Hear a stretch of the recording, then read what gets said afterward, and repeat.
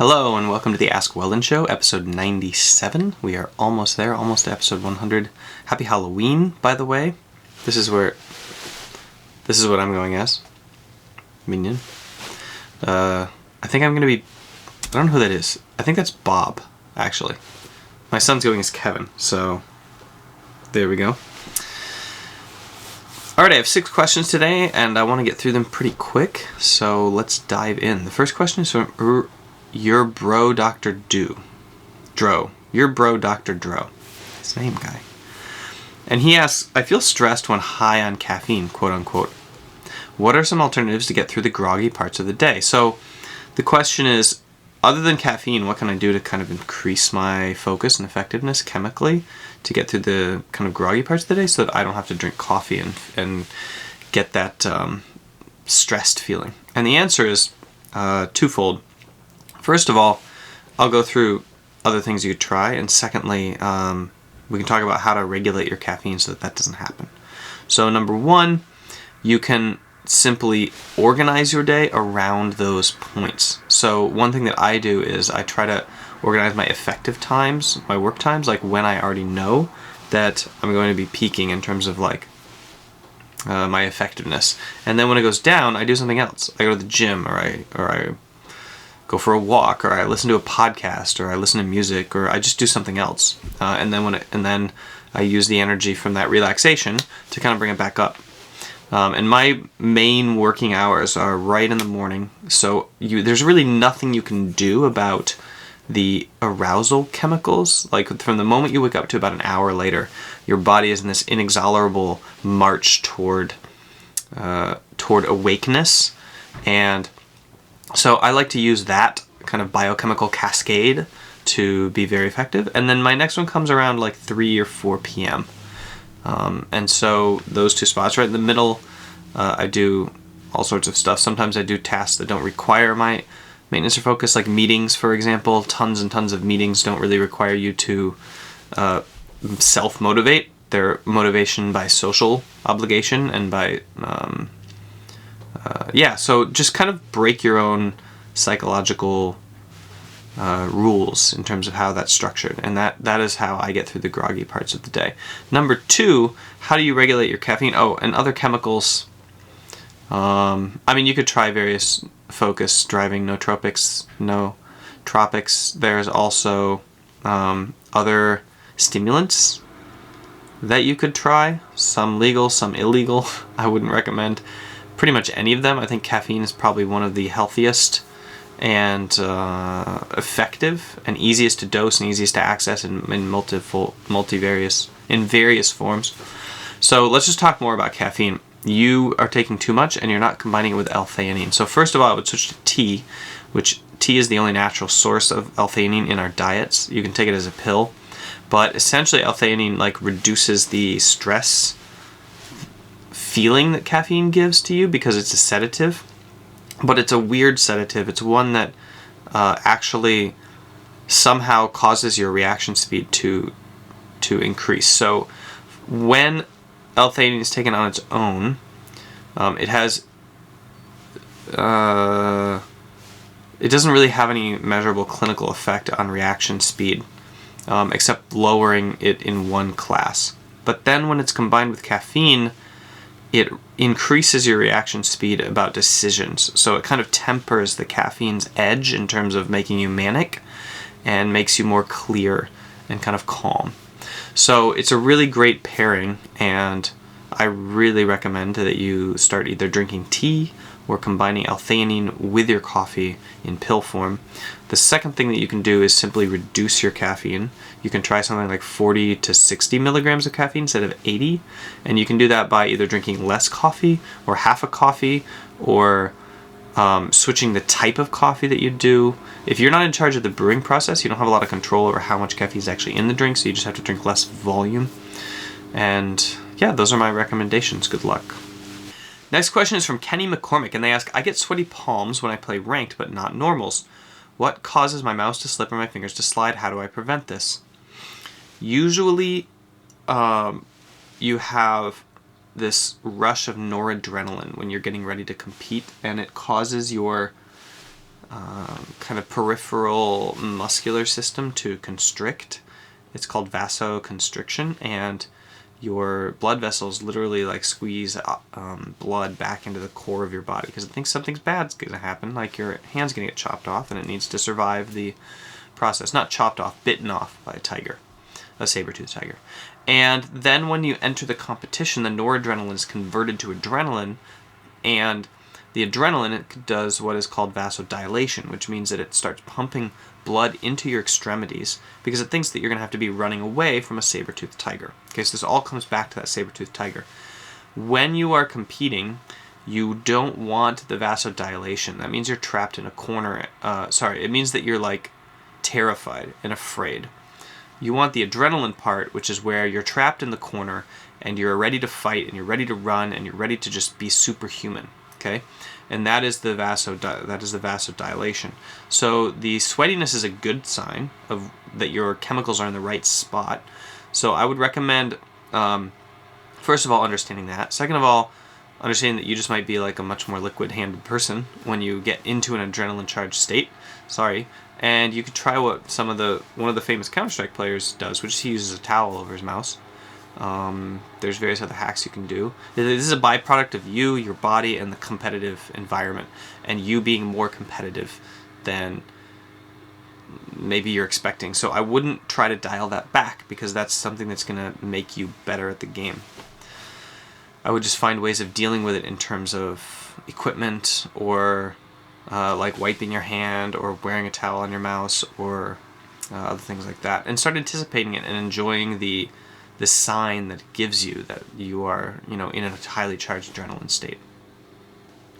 Next question is from Raven Law, and they ask, I get upset while playing League recently, usually over small things, dying, missing CS, etc. How do I change how I feel about that? So let me talk about the emotional charging. The way that I want to describe it is dirty emotion and clean emotion. So let's call clean emotion the very first kind of emotion that you get after an event. So something happens, like you miss a CS, or you die, or you're on Skype with your friends and your mom yells at you to clean your room. And the first emotion that happens is pretty light, and it's going to be hard to notice because usually we have very strong emotions that follow up to this. And you're going to have to dig way back into your emotional chain, and you're also going to have to understand a lot about yourself, because most of the time that very, very first emotion is something a little bit more primal than you're expecting. Something like shame. Usually when you die, it's not anger that your jungler didn't gank for you, it's shame that then becomes anger that your jungler didn't gank for you because of your shame. Or it's jealousy, or some sort of, or sadness, or fear that you are not good enough, fear that you are going to let somebody down, fear that your friends are going to, what they're going to think about you, unknown, those kind of things. So a lot of the like kind of base emotions are just kind of light tastes of fear, jealousy, shame, and these kind of self-inflicted wound kind of emotions. Now what usually happens is that very clean, pure emotion that you instantly feel after an event becomes a cognitive cascade of what I want to call dirty emotions that you create yourself.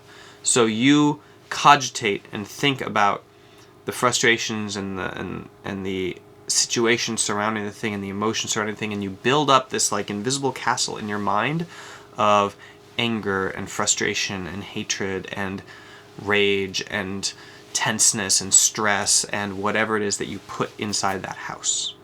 Okay? And this is what humans do. We're very good at it. So the way that I like to help people kind of nip that in the bud and get on with their competition, and with the like focusing on the moment is really threefold. First of all, you have to be aware of kind of what's happening. You have to be aware of what that first twinge is. You have to be aware of yourself. You have to be aware of when you are likely to kind of like get these emotional like responses. The second thing you have to do is you have to accept the origin emotion, more or less. You have to accept the fear and the shame, the jealousy, and just think of it as like a normal part of being you, being human, and that it's totally fine to feel these things. The third thing you have to do is find a way to focus on the action and not build up the extra kind of dirty emotion that I was talking about. And that is something that you can do either by focusing completely on the task. The way to ignore something completely is to focus 100% on something else. It's really hard to ignore things like choosing to ignore something. But you can ignore things by focusing 100% on something else. So if you commit yourself to like a certain course of action. The other thing you can do is you can, I've used so many different tactics. One of them I use is gratefulness. I've reset myself with like just going through a litany of things that I'm grateful about. I think that mindfulness, like being able to kind of breathe through it and take away the mental like spinning that kind of goes on that builds that up, is really important. I was doing that last night in the car on the way home. I was really frustrated about worlds again, and I was just kind of like taking myself out of the situation in terms of the emotional aspects of it. The other thing that you can try is you can memorize or kind of create a map of what behavior looks like when you are in an ideal state. So you imagine what you ideally would do if you were not feeling these emotions, if you were like the perfect version of yourself, and then you can map your actions to that behavior, to those behaviors, even if you feel frustrated or angry or some sort of like frustration inside. Some sort of, not frustration, some sort of mix of those things internally, because essentially what matters most in performance and in relationships is your outward actions. And so if you can kind of just survive through the internal frustration and let it kind of slowly fade over time while keeping your actions geared towards your values, then that can also be a tactic that you use. And that's kind of like, that's something I call commitment. All of those are skills that you can pick up in the Mind Games Mac program. So I recommend you check that out and read about it at the very least. You can read more about it, by the way, on my mailing list if you sign up down there. Or you can check out the webpage, mindgames.gg/Mac. Next question is from Britton Peterson, and they ask, I'm having a hard time splitting up my time between homework and training and league. How should I balance league and school? The answer is you should balance it very well. The more that you are able to all in on those two things correctly, the more you'll get done in both of them. And so what I mean is, if you detract from one and end up doing more of the other, it becomes diluted. The importance of it drops. And so you want to use school to constrain your league and make your league training more effective. Now, if you're doing league as a hobby to kind of relieve stress, this is a totally different situation. That's just something where you're trying to have fun. You're trying to like not let your hobby interfere with your growth as a person and your studies and your learning. Okay, so that is just balance. That's simply you need to balance your life and know what your priorities are. But if you're training league and you're using the training as a way to kind of develop yourself, become better, then you want to consider the intense amount of focus that you can bring to the table changes how it is that you train. So let's say you train 8 hours in a day and somebody else trains 4. They might get more done in the 4 hours than you get done in the 8 because they have less time to work with. My favorite example of this is Freeze from H2K. When he was kind of ranking up the ladder, his parents would limit his playtime, they would unplug the house's electricity, and they would do various things to kind of enforce that time limit. And so he had to climb while dealing with these kind of like limited time frames. So he would spend a lot of time, really, really focused during those 3 or 4 games he got to play each day. And the supreme level of focus and preparation that he had brought him to a much higher skill level much faster. So you want to see the constraints you put on your time as a way to ramp up the importance and intensity of the training that you're going to do. And then you want to prepare for it. You want to go into the game with no warm-up games. No like, okay, well, let me just play one game and get into my training. The moment that like the clock ticks over, you're on the clock, you start focusing hard, and you want to have a plan. What you're going to try to do tactically, what your backup plan is, You want to be have looked at some models, maybe some streams, or some really like good VODs. Watch the SKT, watch the world's second streams with the commentary that follows like a single person, and get ideas from there of things that you want to try and that you want to push on. Good luck. From Me Mentos, and they ask, I often find that I get pressured by my team to gank before I'm ready. How can I block them and focus on my own game? I love this question. It's something that Sven Skaren and I talk about a lot. And the answer is that they should be calling for your ganks. They should be communicating like how their lanes are, when it's a good time to gank, where the enemy jungler appears to be, how he's playing, how their lane opponent is playing, and all of these things. And they should be calling selfishly for you to gank. That's their job in the information dialogue. And your job is to triage the play and do the correct one. You're the leader and the shot caller in the early game. Your actions decide everything about how the map works, from whether or not you go camps into the scuttle crab or scuttle crab into your camps, whether you go the invade, clearing the jungle into the gank from behind, or whether you go gank and then you try to cascade that into an objective and into camps on their side. So everything that you, whether or not you decide to fight the jungler in the river when you find him, or whether or not you back out, all of these decisions are fundamental to how the game's going to turn out. Whether you try to match their jungler, whether you try to do counter pressure, these kind of things. So your job is, think of yourself as the leader of the early game. From 0 to level 6 to level 9, you need to decide whether you're going to prioritize farm or a certain lane, where you're going to get vision so that people can play safely, and stick to your game plan, stick to your vision of how the game is going to work. When it fails, learn from it, okay? Because if you take responsibility for triaging the play and ganking somewhere else or not ganking at all, then you have to take the responsibility for that failure or success and then get better. So maybe it was the right idea to gank. Even though you triaged the gank, you said, no, I'm not going to do that. Maybe after the game, you go look at the VOD and you look at the replay, and you see that their jungler, you know, what his path was, and you're like, oh yeah, I should have ganked then. So you need to kind of like take control of the strategy of your part of the game, and then take responsibility for the decisions that you make there, and hope, and then tell your laners that they're doing a good job, you know, updating you and when to gank, and you say, okay, thanks for the information, keep sharing it, I can't gank right now, but keep telling me like how the lane's going so that I can plan. And I would use communication more or less to kind of keep them involved in what you're doing, because it can be frustrating for the laner to say like, oh, gank now, gank now, gank now, gank now, and you never communicate. So I would up your communication in terms of leadership in what you're doing, and just kind of keep a running dialogue to the team of like what your plan is, so that they can also learn how to play their lane, whether they want to be pushing or whether they want to be pulling back, what side they want to be hugging, where they're going to go invade with you to get vision, those kind of things. The last question is from ZQ Young 17. And they ask, I want to pursue professional CSGO, but I'm not sure if the risk is worth the reward. How good should you be before you consider going pro? You should be at the top of the ladder. Top 200. Now, of course, you have to get there. So you need to consider going pro before you even get to the top of the ladder, usually. So that's tough. That's a challenge. Worth the risk. All right. So first of all, I would say, what are you risking? What are you giving up to try to train up to go pro?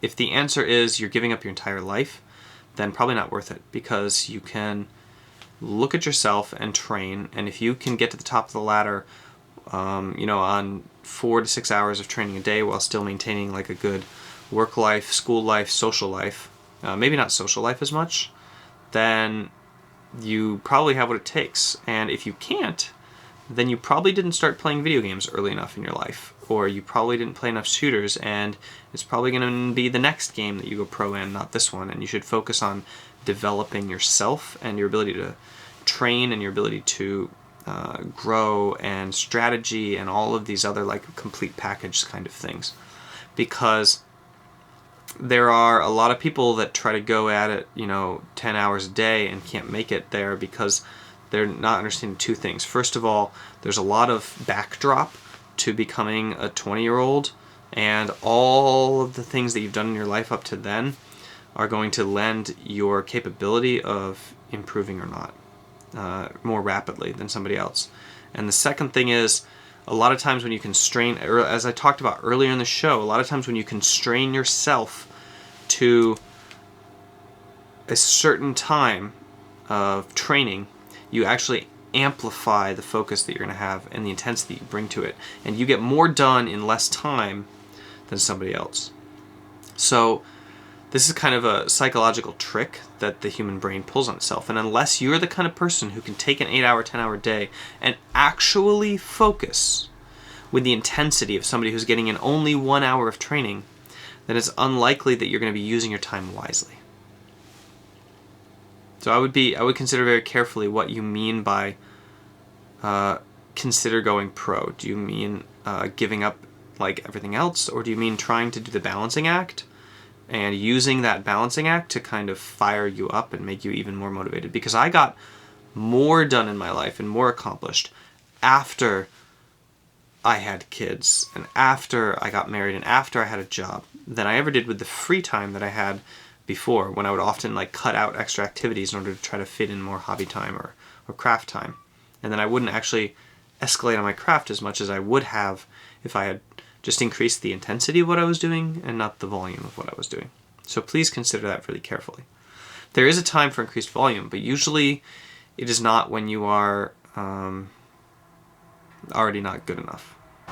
Okay, that's the show for today. Thank you for tuning in, and please check out my MAC program, Mindfulness Acceptance Commitment Training. I already talked about it earlier in the show, and you can find the link down below to the page, which will explain kind of what it is, and there's some testimonials there about people who've taken the program. You can use it to improve your ability to cope and improve and develop over time in your life and in your craft, whether that is work or school or swimming or esport. And then the second thing you should do is sign up for my list, Weldon's List. I like to update people kind of every week on what's been happening around the web in my pursuit of knowledge. I find cool articles, cool videos, cool tools that I share. And then also, don't be afraid if you feel like you've been missing out on everything that's been happening, because I save the best emails and you'll get those when you sign up. And finally, check out the 5-Minute Journal, which is my favorite tool for dramatically increasing resilience with the least amount of work right off the bat. It's the most effective thing I've found.